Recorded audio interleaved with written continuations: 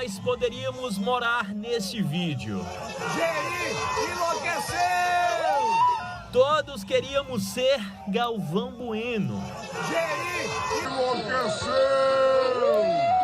Todos queríamos estar em festa, bebendo aquela água para se hidratar. Bem que o Galvão poderia ser a nação alvinegra. Provavelmente foi a nação tricolor nesse fim de semana. Ou talvez o ferroviário, que anda cheio de motivo para se esbaldar. Geri enlouqueceu! Só temos certeza que ele não é o torcedor do Ceará, porque esse tá vivendo só de decepção. Bota a chupeta nesse menino aí e engole o choro. Coloquemos como meta de todos ao fim do ano estarmos como Galvão Bueno em Jericoacoara. Geri enlouqueceu! Muito boa tarde, assim é a vida, né? Enquanto uns riem, outros choram. Uns com muito, outros com tão pouco. No caso de Fortaleza e Ferroviário, esses estão com muitos motivos para comemorar. O Ceará tá sem nada ultimamente, mas eu quero saber de você, torcedor, torcedora do Vozão. Você ainda acredita no acesso do Ceará para a Série A? Corre no nosso Instagram e vota aí na nossa enquete. Dá ou não dá? Acredita ou não? Vota aí que daqui a pouco eu trago o resultado para a gente medir como é que tá o otimismo da torcida alvinegra depois de mais um empate na competição, empate jogando em casa contra a Ponte Preta, se mantendo na 10ª posição da tabela, meio de tabela. E olha que o time ainda tem que agradecer, porque quase perde. E o que sobra depois que a expectativa vai embora? A frustração pelo gol anulado, pelo resultado. E a gente tem que ter fé, quando tem chance tem que ter fé. Muito difícil, nós vamos trabalhar muito porque a camisa do Ceará é muito pesada.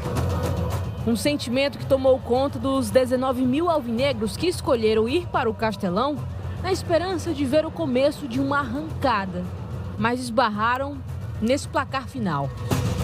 A gente trabalha pressionado, nós trabalhamos para uma situação que nem de longe foi a ideal. O início do jogo já mostrava que não seria fácil. Logo no primeiro minuto, Paulo Baia obrigou Bruno Ferreira a se esticar todo para fazer a defesa. Eliel também arriscou. O Ceará só teve a primeira chance efetiva com mais de meia hora de jogo, quando Saulo Mineiro bateu firme de fora da área e Kaique França teve que ir buscar no cantinho. O torcedor assistiu o lance na arquibancada sem acreditar. O Ceará demorava e a Ponte não perdia tempo. Os riscos que nós corremos, que até eu ali fora, o coração fica apertado, né? São situações assim de risco que não precisa correr. Facilitar a jogada. Mas isso foi ajustado. Tanto é que em menos de um minuto, Christian Barleta, que fazia a primeira partida como titular, acertou esse belo chute pelo lado direito, sem chance alguma de defesa.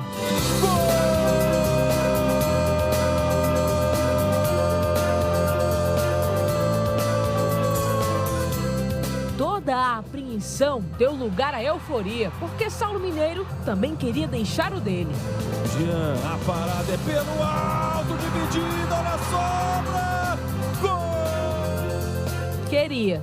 Na revisão do VAR, Anderson Daron anulou o gol por toque de mão. Eu não consigo enxergar a mão na bola, né? Não existe uma imagem clara. E viu o adversário deixar tudo igual com Eliel, que recebeu a bola num erro de Bruno Ferreira. Gol! Restava ao torcedor essa reação aí.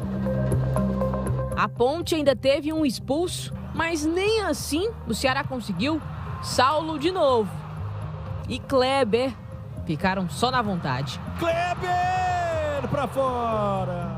O mesmo resultado do primeiro turno se repetiu, um empate contra a Ponte Preta. Mas no contexto atual do Ceará, somar um ponto a mais na tabela não é o suficiente. A equipe alvinegra se distancia do G4 a 14 rodadas para o fim da Série B. Não tem por onde fugir, seguir trabalhando, acreditar e buscar. Nós temos esses jogos para buscar, temos que buscar. Na corrida pelo acesso, o Ceará parece ter se perdido no meio do caminho, no meio da tabela. O time não sai desse lugar na classificação. Boa tarde, André Almeida. Boa tarde, Marcos, todo o pessoal de casa. A matemática mostra que a briga pelo acesso está muito viva. Agora, com esse futebol aí, o Ceará não vai para canto nenhum. Pois é, a grande preocupação e o maior problema do Ceará é porque até aqui, em nenhum momento, ele deu ao seu torcedor a perspectiva de lutar pelo acesso. O Ceará não se colocou como um postulante às primeiras colocações em nenhum momento nessa Série B de Campeonato Brasileiro.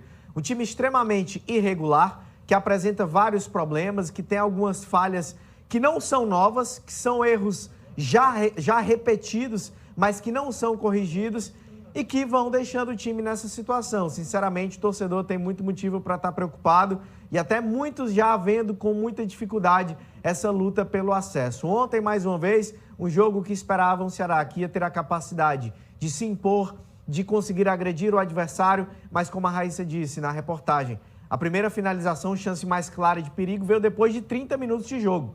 Um time que cria pouco, que não consegue se impor. O resumo do Ceará nessa Série B é um time que parece que se acostumou com a mediocridade. A campanha que o Ceará não faz tá incomodado, né? Passa longe de ser uma campanha, pelo menos, de time postulante. E parece que está tudo bem. Parece que é isso daí. A reação do time dentro de campo é reflexo de muitos erros que foram cometidos fora dele. Uma campanha terrível na Série B do Campeonato Brasileiro. Decepcionante realmente. Quem diria que o time favorito ao título da competição lá no começo da Série B estaria nesse lugar, nessa altura do campeonato, na tabela? 10º lugar, 34 pontos, se mantém a distância de 8 pontos para o G4. Mas a gente vê que, independente de distância, de posição, o Ceará, como você mesmo falou, né, André, não dá mostras de que vai postular alguma dessas vagas aí de cima. Não esteve no G4 nenhuma rodada, não venceu adversários diretos, nem engatou em nenhum momento uma sequência de vitórias na competição, até que o Ceará tem 9 vitórias na Série B. Precisa ganhar 9 ou 10 jogos para imaginar que vai ter condições de sonhar com o acesso. Sinceramente, hoje, para mim, Marcos, eu não vejo o Ceará como um time que briga para subir, não.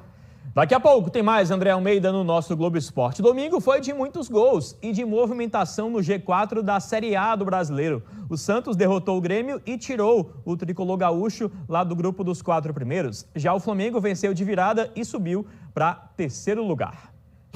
O Coritiba recebeu o Flamengo na capital paranaense. E logo no comecinho, Felipe Luiz derrubou o Robson na área.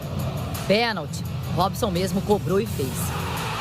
Depois, Marcelinho Moreno fez um pênalti idêntico no Wesley. Gabigol empatou o jogo. A virada do Flamengo veio na velocidade do Bruno Henrique. E o Vitor Hugo ajeitou para o Arrascaeta. No primeiro lance do segundo tempo, falha do Fabrício Bruno e gol do Edu. 2-2. Foi nos acréscimos que o Gerson soltou a bomba e garantiu a vitória do Flamengo. Coritiba na zona de rebaixamento, penúltimo colocado do campeonato. Santos também está lá embaixo na tabela, mas venceu o Grêmio ontem. Vila Belmiro estava lotada. O Grêmio saiu na frente com o Cristaldo no início do segundo tempo. O Santos empatou na jogada do Soteldo para o Marcos Leonardo, que foi para a galera. E virou dessa vez do Soteldo para o Júlio Furque. O Santos se manteve na 17ª colocação na zona de rebaixamento.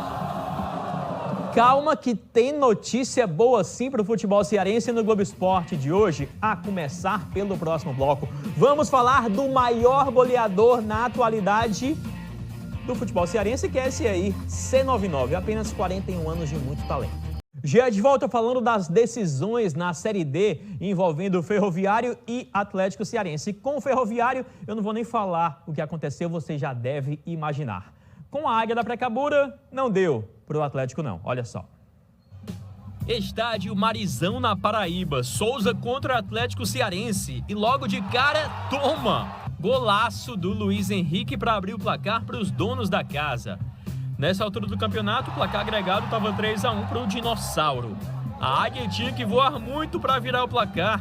E o Davi Torres até começou uma reação. Essa bola entrou, viu? 1-1. Mas aí a sorte não estava para o lado da equipe cearense. Aruá contou com um desvio e fez o segundo do time paraibano. 2-1 para o Souza, placar agregado de 4-2 e classificação selada. O Atlético dá adeus à Série D do Brasileiro. Quem está muito bem obrigado nessa competição é o Tubarão da Barra. O Ferroviário não perdeu nenhuma partida pela Série D neste ano. O adversário da vez, o Nacional de Patos. Um duelo animal.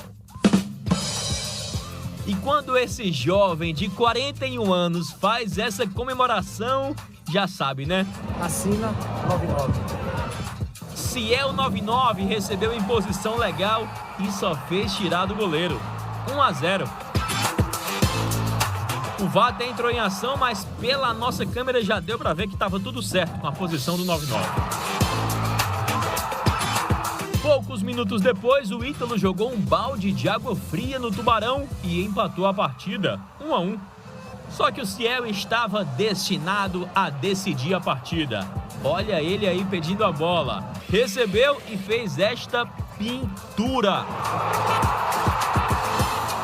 Que é isso? 2-1 para o Ferroviário. E o homem ainda não estava satisfeito. O Peixe não parava de atacar. E mais uma vez, ele entrou em ação. Uma noite mágica para o jovem atacante de 41 anos. 20 gols na temporada. Artilheiro do futebol cearense. Assina 99. Vaga nas quartas de final garantida. Só falta um mata-mata para o Ferrão superar e conquistar o acesso. Incrível esse Ferrão. Ferrão que vai pegar o Maranhão nas quartas de final da Série D. Na Série C, o Floresta empatou fora de casa contra o Manaus, lá na Arena da Amazônia, em 0-0. As equipes brigam na parte de baixo da tabela e vão para a última rodada dessa primeira fase, tentando evitar o rebaixamento. O Floresta é o primeiro time que está fora da zona de rebaixamento com 20 pontos. E a equipe depende apenas de si para não cair para a Série D. Olho aberto, Verdão.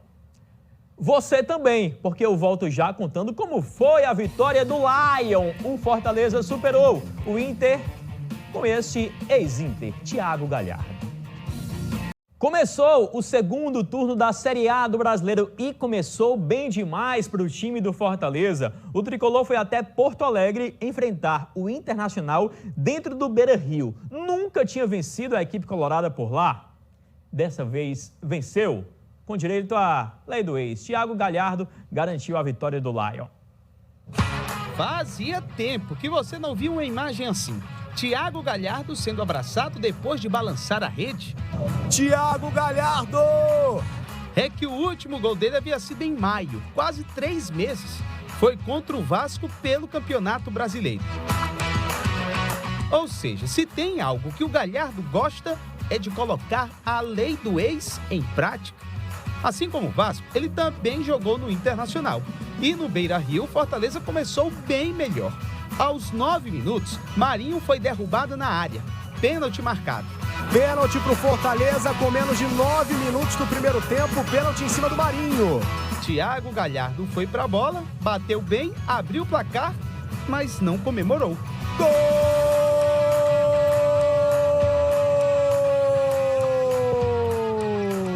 Do Fortaleza! Foi 20 meses aqui a minha casa, né? E eu vivi um momento ímpar aqui dentro, chegando na seleção, me levando depois com o professor Tchat para a Europa. Sou muito grato, tenho muito respeito, carinho, amor por esse clube, pelos torcedores, pelos funcionários principalmente. E feliz de poder retornar, tinha 15 jogos que eu não marcava, estava numa seca muito grande, desde 2016 eu não passava por isso. E feliz em poder voltar a marcar, onde eu senti tanto tempo em casa e me sinto ainda em casa e vir aqui. Eu cheguei aqui, tive um relapso assim de lembrar de tudo, né, dos gols, das alegrias, das vitórias. O time gaúcho tentou a reação. Com Bruno Henrique de falta, acertou o travessão. Na trave! Minutos depois, o mesmo Bruno Henrique obrigou o goleiro João Ricardo a se esticar todo para fazer a defesa. Defendeu o João! E novamente, na bola parada, o Inter chegou perto do empate com Maurício. Inacreditável! A segunda bola na trave do Inter no primeiro tempo. Um primeiro tempo bom para o vista de os torcedores. Foi um bom primeiro tempo. No segundo tempo, o Internacional continuou criando. Com Luiz Adriano, desperdiçou essa oportunidade.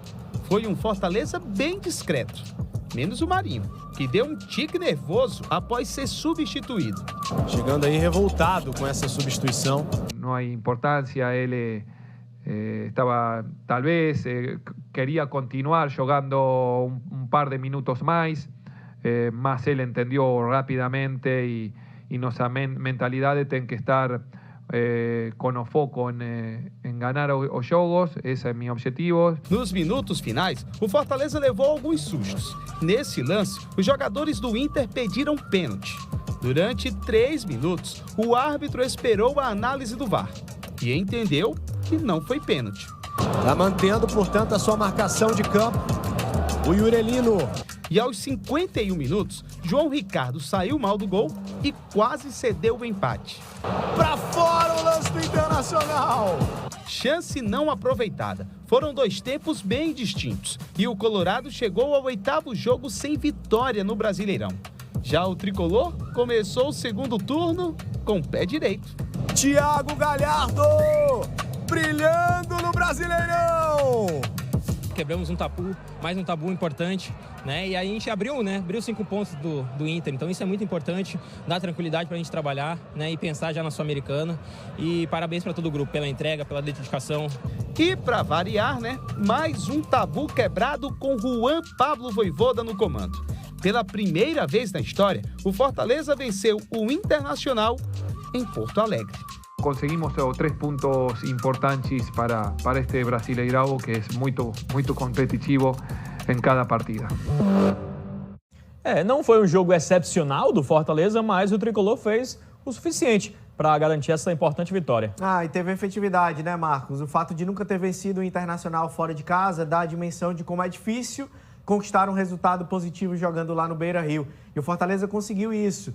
Se defendeu, sofreu em vários momentos, é verdade, mas conseguiu se defender para segurar o resultado. Uma vitória importantíssima para engatar 2 vitórias seguidas no Campeonato Brasileiro. Abre 5 pontos para o próprio Internacional, como disse o Tinga, era um confronto direto e muito importante para o time coletivamente, porque dá mais moral e confiança numa semana tão importante que já tem o primeiro duelo contra o América Mineiro pela Copa Sul-Americana. Então levanta o astral antes de um duelo decisivo. Especificamente para o autor do gol, Thiago Galhardo, que tira um peso, uma cobrança, uma responsabilidade que se tinha em cima dele, quase 3 meses sem marcar nenhum gol, reencontra o caminho das redes justamente nesse momento, nesse período de semana tão importante. Vitória muito fundamental para o Fortaleza na busca para se manter perto do G6 do Brasileirão, sobretudo pelo timing, pelo momento, antes de enfrentar o América. O time só anda sem sorte com relação às lesões, né? Mais um jogador machucado, dessa vez Machuca acabou machucado, com perdão do trocadilho. Torcer para que não seja nada grave. Preocupação porque ele foi bem nesse jogo, principalmente no primeiro tempo. Sim, aqui o Fortaleza rapidinho registrando onde está o Fortaleza, subiu 3 posições nessa tabela, chegando ao 8º lugar, a 3 pontinhos, distante do G6. Domingo pega o Coritiba, mas antes tem Sul-Americana, começa a decisão nas quartas da Sula contra o América Mineiro, o primeiro jogo fora de casa. No começo do GE, André Almeida, eu perguntei para a torcedora do Ceará, como é que estava a confiança? Ele ainda acredita no acesso ou não? Já jogou a toalha?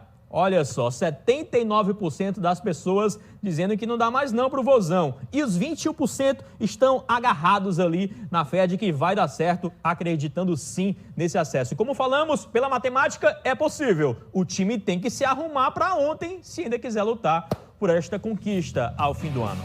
É ou não é, André Almeida? Mas eu tô mais do lado dos 79%. Eu acho que tá muito mais difícil. É o que o time tá dando pro torcedor no momento. Isso é reflexo do desempenho em campo. A não ser que mude de uma hora para outra. É o que torcemos que aconteça, né?